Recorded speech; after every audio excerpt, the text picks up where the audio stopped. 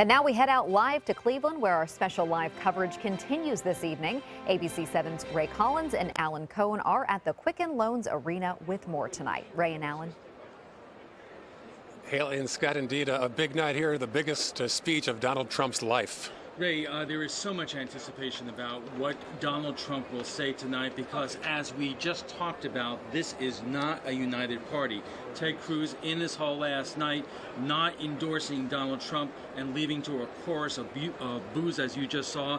We spoke to former House Speaker Newt Gingrich and ABC's political director, and this is what they have to say.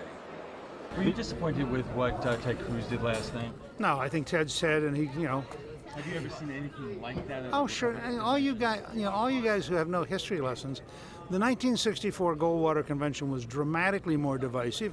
The 1968 Democratic Party Convention in Chicago was a disaster.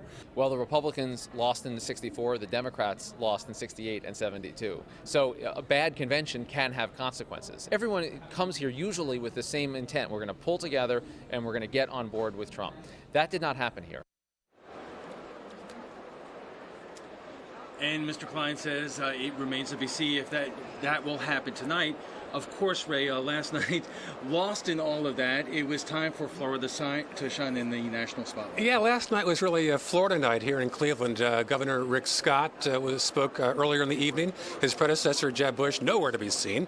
But Rick Scott spoke and made some comparisons to himself and Donald Trump, both being successful businessmen making their first run for office. Of course, this was Scott's first run for office for governor. Also, Marco Rubio, the senator, spoke last night on tape here at the convention. And Pam Bondi, the Attorney General, also made some remarks, and we spoke with her just minutes after she came off the stage.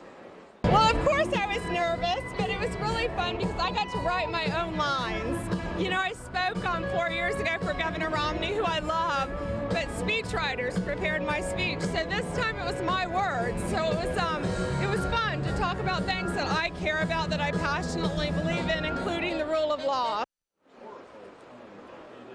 You know, and she walked right from us over to the Trump VIP area, and she sat there part of the night, sitting behind Donald Trump. They seem to have quite a relationship. And we should say, coming up on ABC 7 at 7, our roundtable discussion, what do Suncoast delegates think about what happened with Ted Cruz last night?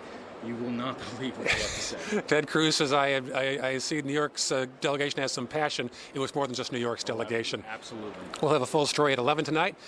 In Cleveland, for Alan Cohen, I'm Ray Collins. Haley, back to you in Sarasota.